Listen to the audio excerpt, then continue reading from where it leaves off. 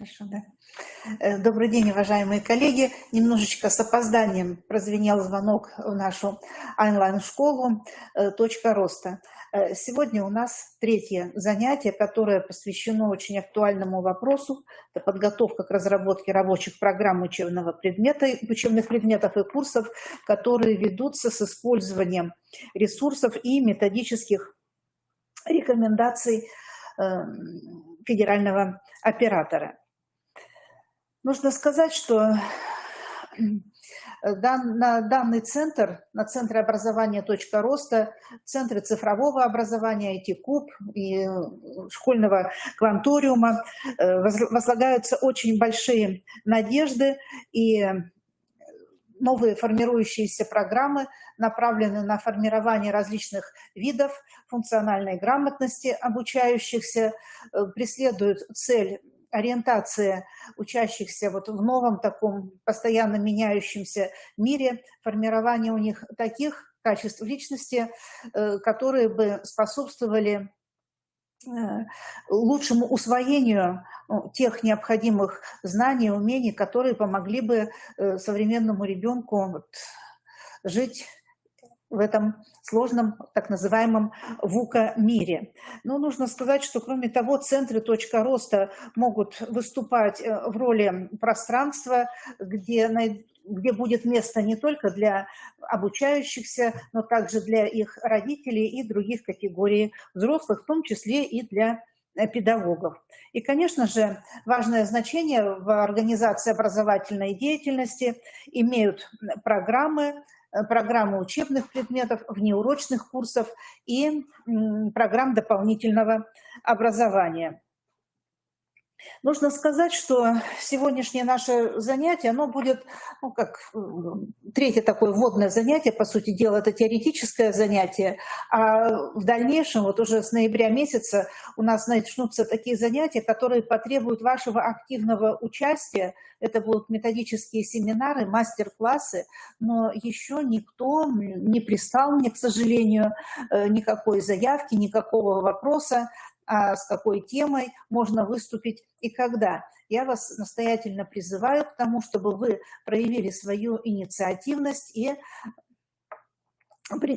задумались над тем, а какой опыт вы можете представить, или какие мысли, какие проекты у вас есть вот как раз по проблеме организации деятельности центров образования «Точка роста».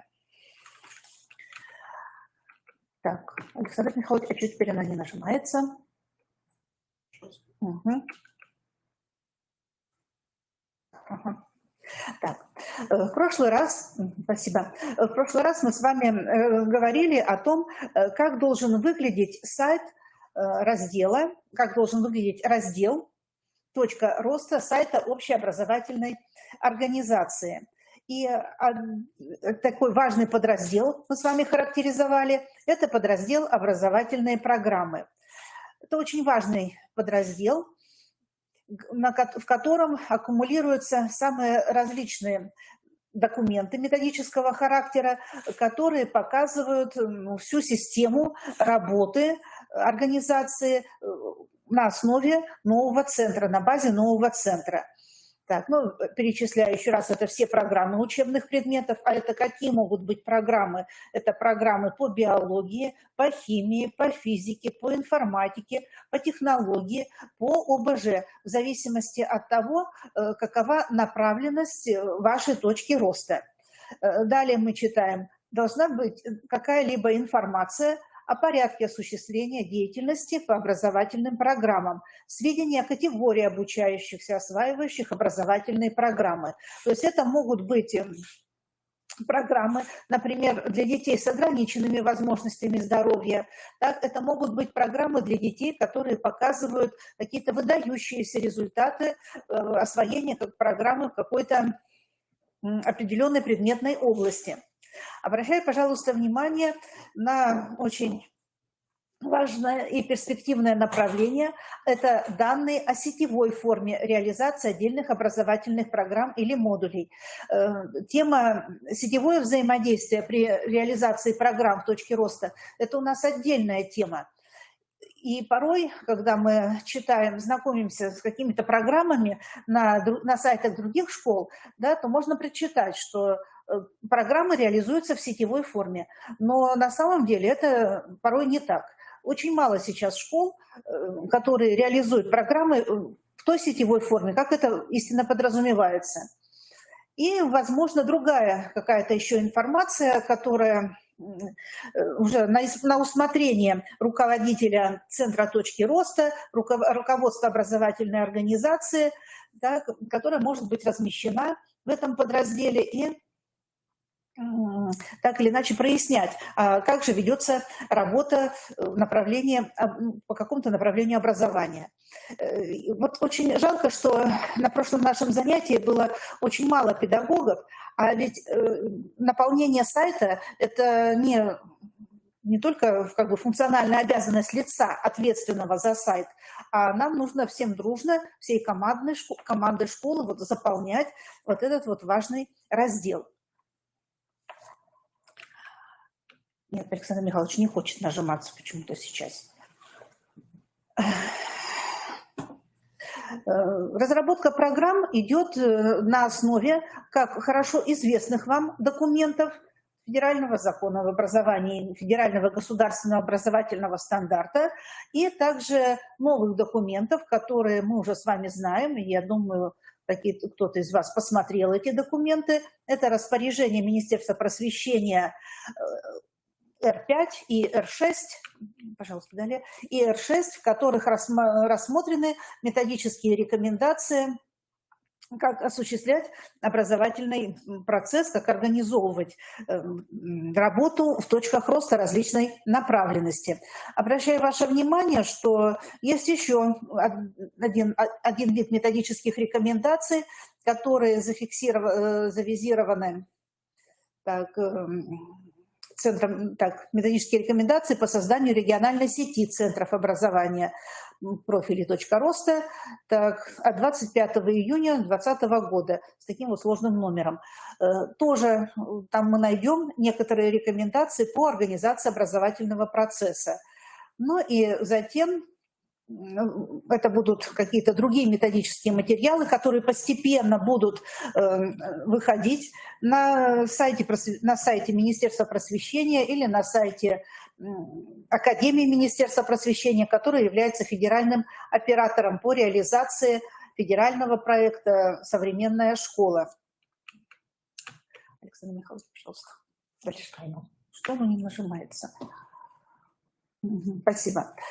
Вот в соответствии с данными рекомендациями на сайте должен выстроиться примерно вот такой вот перечень программ, как мы здесь видим, с работающими ссылками. Как видите, программы сгруппированы по направлениям: это урочная деятельность, внеурочная и дополнительное образование.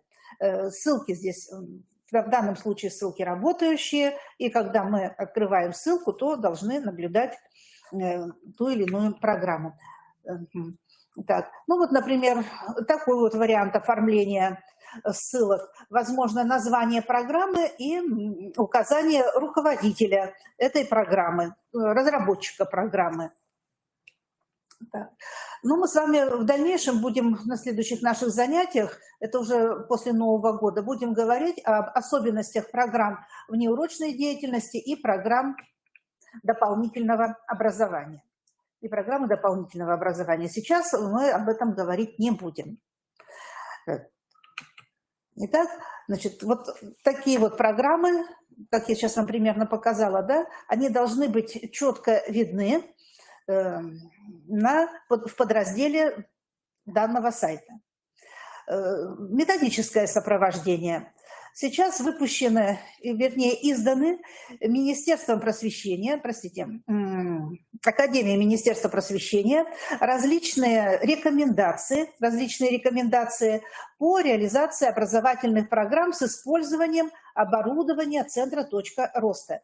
Эти рекомендации эти рекомендации имеются в свободном доступе, но если кто-то не может найти, то вы можете меня попросить написать мне письмо, и я вам тогда вышлю эти рекомендации. И в дальнейшем мы планируем разработать особый такой вот тоже наш раздел онлайн-школа, где будут размещены лекционные тезисные материалы и презентации, в том числе и методическое сопровождение. Разработаны по всем предметам, по информатике, по физике. Так, по-моему, все уже дисциплины перечислила. Так. Кроме того, имеются и методические рекомендации для проведения практикума. Вообще все предложенные методические рекомендации и программы, они соответствуют федеральному образовательному стандарту и нашему законодательству в сфере образования. Нужно обратить внимание на следующее, что почему я так внимательно, достаточно уже, наверное, 3-й или 4-й раз даже останавливаюсь на том, что же должно у нас быть расположено на сайте образовательной организации, так и почему так должно быть. Во-первых, вы знаете, что сейчас государство придерживается такой политики, что нужно создавать единое образовательное пространство, создавать единые организационные и методические условия для всех школ. И как раз при помощи оборудования и при помощи через организацию образовательного процесса в центрах «Точка роста» в сельской местности и малых городах поставлена такая цель, что создать максимально какое-то такое единое образовательное пространство. Это раз. И второе, ваш сайт, перечень программ, которые будут выложены, программы, которые будут расположены, структура, содержание этих программ, они будут характеризовать качество организации образовательного процесса, и обращаю ваше внимание, что они будут отражать реализацию единых требований к результатам использования субсидий.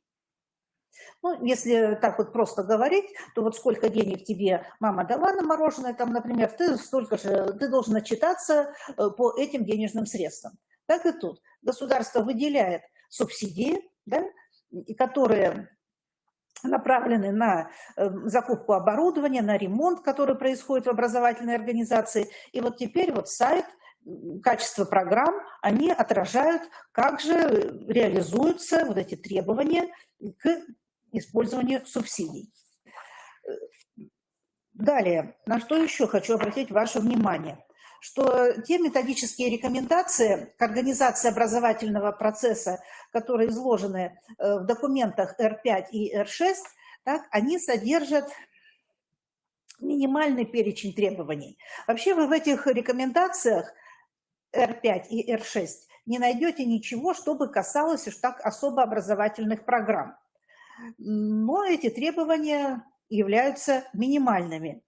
Так теперь я далее продолжаю мысль и говорю о том, что региональный координатор, то есть Министерство просвещения, региональный координатор в лице Министерства образования, науки и молодежной политики вправе обеспечивать требования, превышающие установленные настоящими рекомендациями.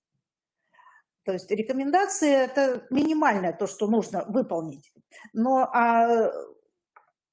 время-то идет вперед, и каждая неделя, каждый день выдвигает какие-то новые требования.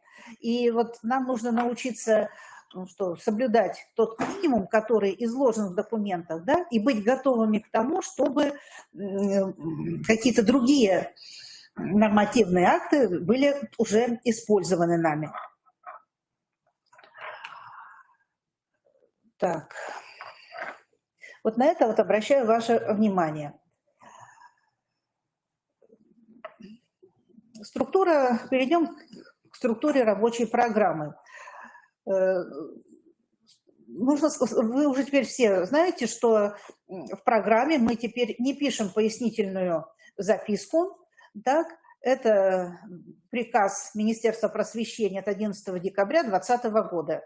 И таким образом структура рабочих программ учебного предмета, она несколько упростилась, содержит только планируемые результаты, содержание учебного предмета курса и тематическое планирование в форме таблицы. И эта таблица, она достаточно очень упрощена тоже, и в ней мы пишем тему, номер урока там по порядку, тему и количество часов на изучение темы. Вот и все. Это минимум, да? Это минимум. Ну вот в дальнейшем сейчас мы с вами будем знакомиться с особенностями рекомендаций, которые изложены в тех сборниках рекомендаций, которые я вам показывала по предмету.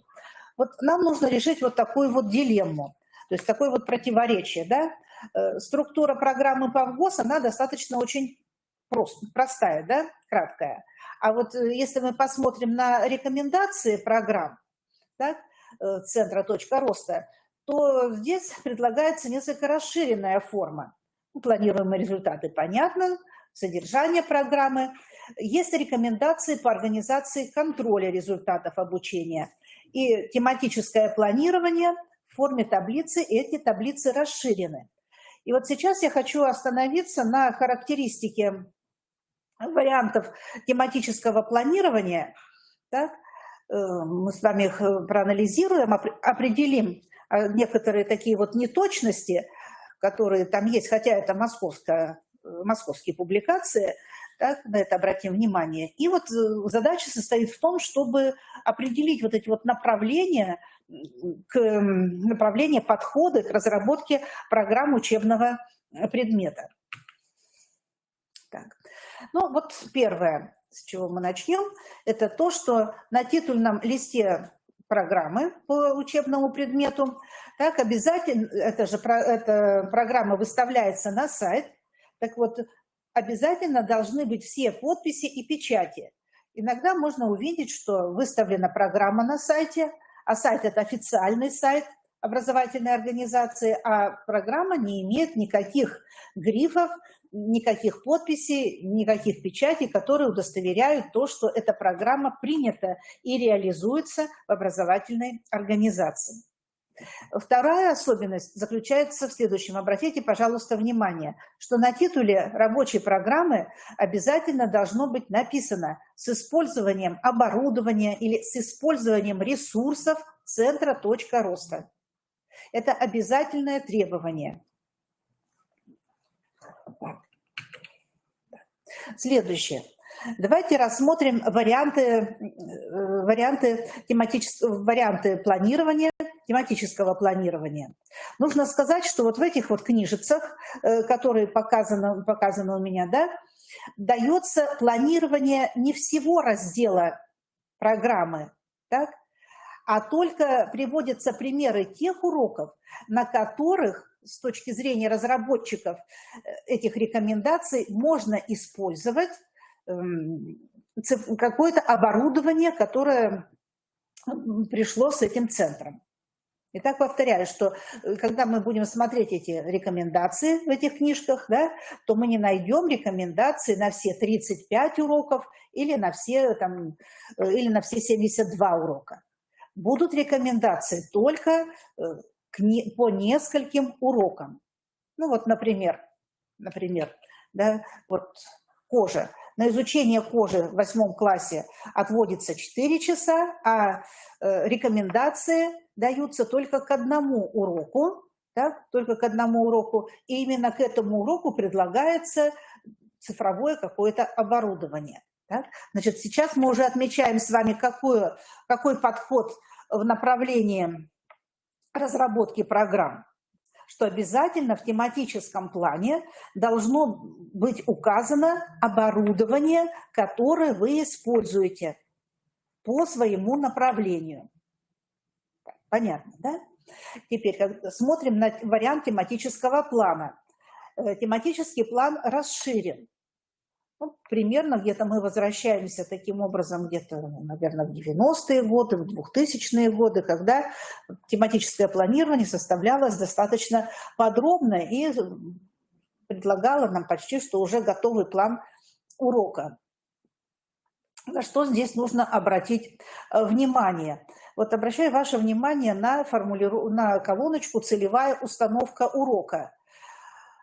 Значит, кому предназначена эта целевая установка? То есть это как бы цель для учителя или цель для ученика?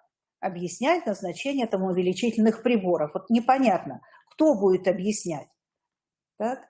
Далее основные виды деятельности обучающихся. Ну, если мы посмотрим на этот перечень видов деятельности, то это только виды предметной деятельности, а метапредмета здесь нет. Здесь нет ничего, что касается функциональной грамотности.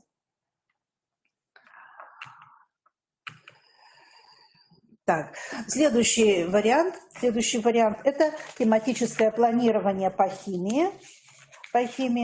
Тоже, посмотрите, придерживаются такой вот табличной формы.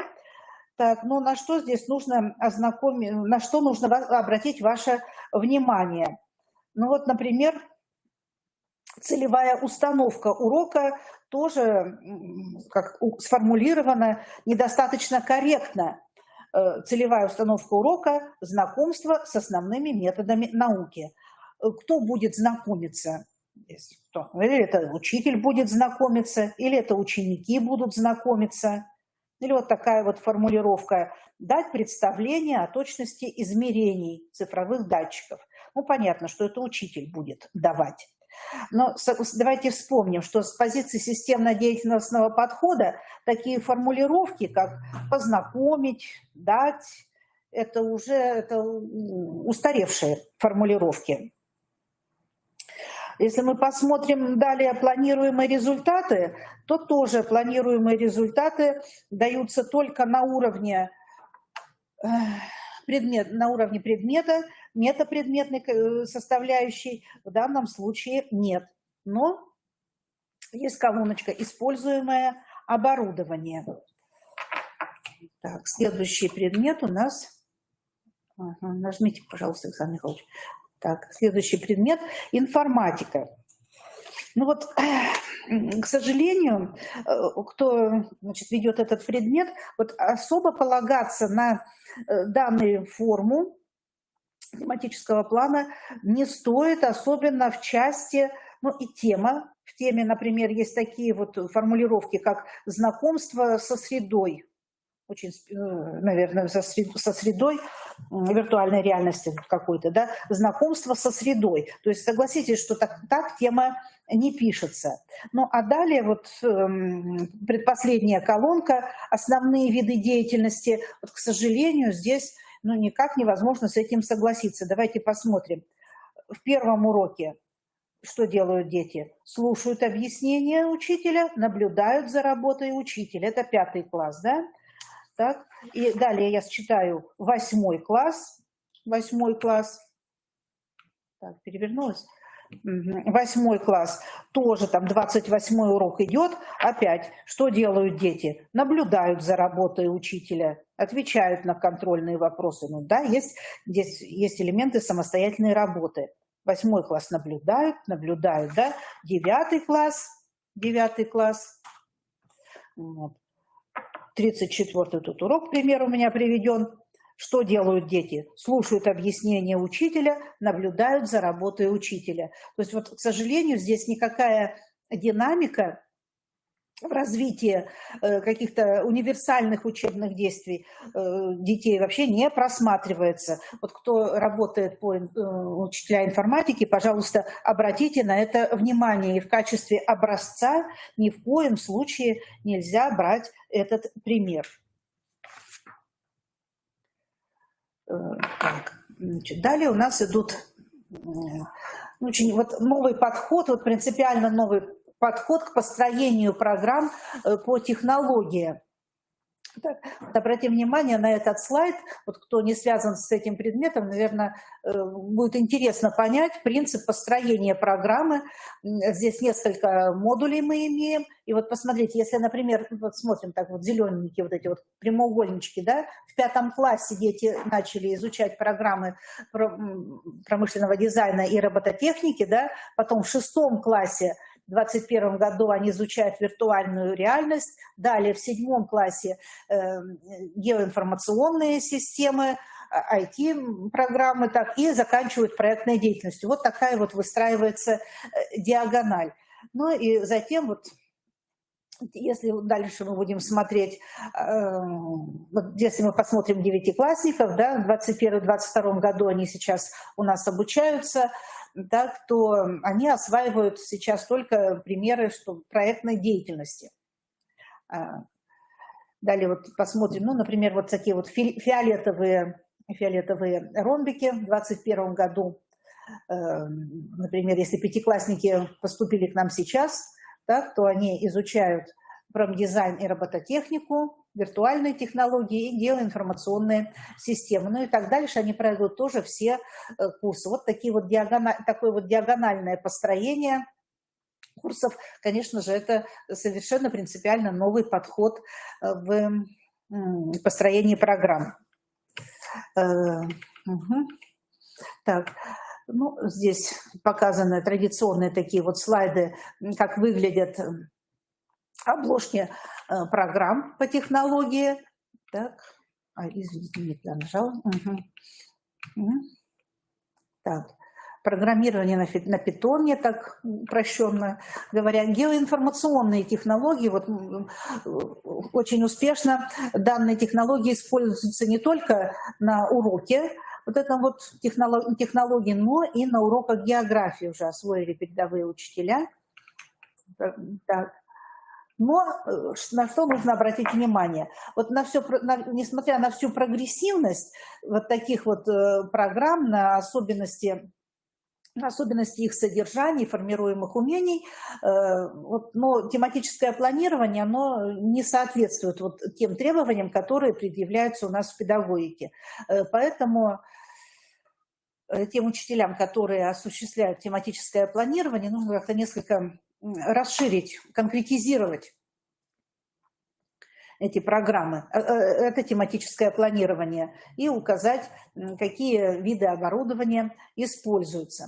Ну, обращаю ваше внимание, что у нас во второй половине, так, это декабрь где-то, так, декабрь-ноябрь, у нас будут проходить запланированы методические семинары, на которых будут рассматриваться, на которых планируется, что вы будете делиться опытом, как на основе этих программ можно осуществлять профориентационную работу среди обучающихся, как можно формировать какие-либо предпрофессиональные компетенции. Так, ага. И оставляю напоследок как пример характеристики вариантов тематического планирования. Это тематическое планирование по физике.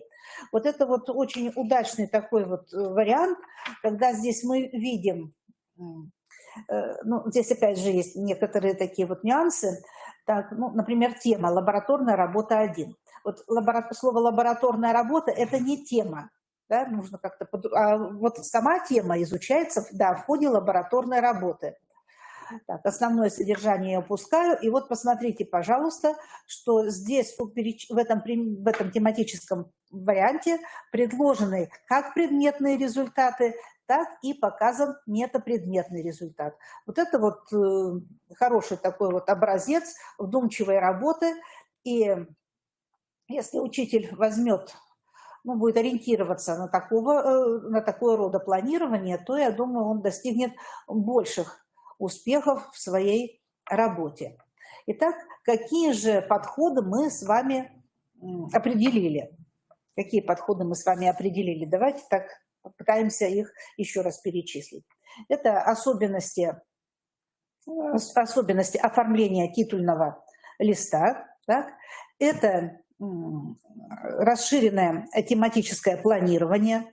В тематическом планировании это обязательно уже, если вы не хотите там реализовывать, показывать, какие же предметные, метапредметные результаты вы будете формировать, так, то вот какое оборудование вы будете использовать, так, это обязательно нужно будет указать. Кроме кроме вот таких вот особенностей, которые мы с вами перечислили, программа, которая реализуется на базе «Точка роста», может содержать контрольно-измерительные материалы. Она не то, что может содержать, она да, может содержать эти контрольно-измерительные материалы, но на что нужно обратить внимание, что чаще всего большая часть контрольных заданий разработана в формате ЕГЭ или ВПР. Это хорошо, потому что фактическое знание, академическое знание, оно основа всему. Но вот знаний, вариантов контрольных заданий, которые бы проверяли, как дети понимают устройство вот этого нового оборудования, как понимают принципы работы этого оборудования, вот этого вы пока не найдете. Этого вы не найдете. На что еще нужно обратить внимание? Практически нет заданий, которые бы проверяли у учащихся такие умения, как умение объяснить график, умение проанализировать таблицу, так, умение по такого вот рода умения, как высказывать свое мнение по гипотезе, плану постановки какого-то эксперимента. Вот этого ничего здесь нет. Или есть в очень малом количестве, не во всех вот таких вот методических пособиях. Я вам предлагаю, чтобы, когда вы будете проводить занятия, так, то сразу же придумывать какие-то интересные, оригинальные задания, которые бы были направлены на понимание сути происходящих процессов, которые бы вскрывали, понимают ли дети сущность того, что происходит, какие-то азы программирования или там еще какие-то нюансы. Так?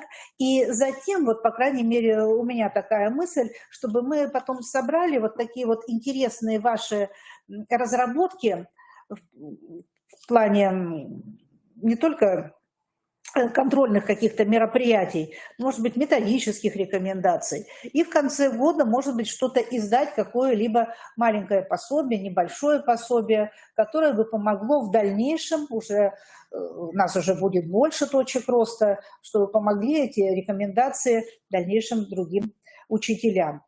И еще упоминаю о том, что весной ли, осенью ли, но Академия Министерства просвещения планирует проведение всероссийского конкурса среди обучающихся точек роста. То есть так или иначе нам надо готовить учащихся, выделять тех детей, которые смогут представить свою школу, муниципалитет, регион, так, вот в таких вот конкурсах. Так, по-моему, вот еще структура основной образовательной программы. Да, конечно же. Программы учебных предметов, они составляют основную общеобразовательную программу школы, и это повлечет за собой изменения и в структуре ООП. Так? И какие-то изменения будут. Это, конечно же, обязательно будут результаты, которые планируются достичь, образовательные результаты, которые планируется достичь по точке роста. Так? Это содержательные особенности содержания, это программа воспитания и социализации, опять же, с применением точки роста. Так? И будут внесены изменения в учебный план. Мы с вами говорили о том, в прошлый раз я упоминала, когда мы говорили о сайте, что обязательно должно быть несколько изменено расписание учебных занятий, и в расписании тоже должно быть указано. Например, если проводится какой-то курс неурочной деятельности, то обязательно должно быть указано, что это проводится на основе точки роста. Точка роста у нас может работать и в каникулярное время, так, и система условий реализации точки роста, но мы постепенно про это уже будем проговаривать где-то после Нового года. Так, наверное, у кого-то уже созрели вопросы, так, потому что это у нас был последние слайды. Так.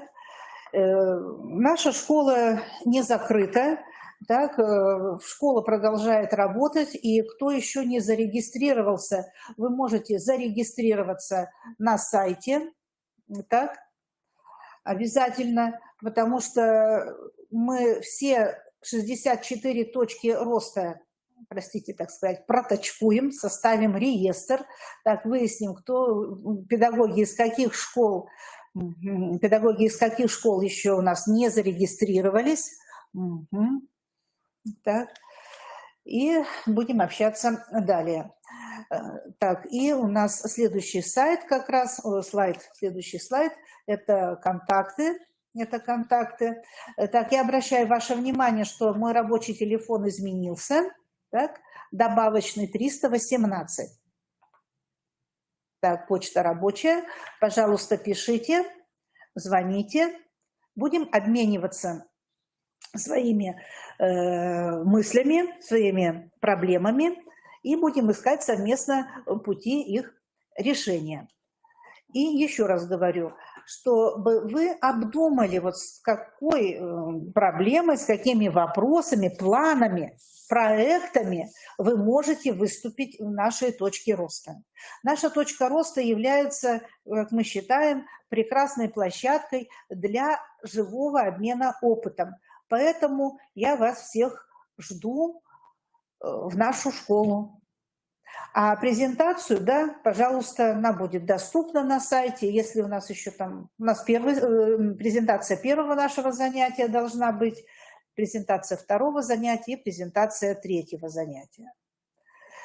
Конечно, я думаю, что, наверное, не на все вопросы я сейчас дала ответ. Было бы лучше, если бы мы с вами позанимались, так сказать, в прямом режиме, так, очно, и сразу бы поработали над разработкой каких-то программ. Ну что ж, время покажет, как мы с вами будем дальше встречаться. Спасибо за внимание. До свидания.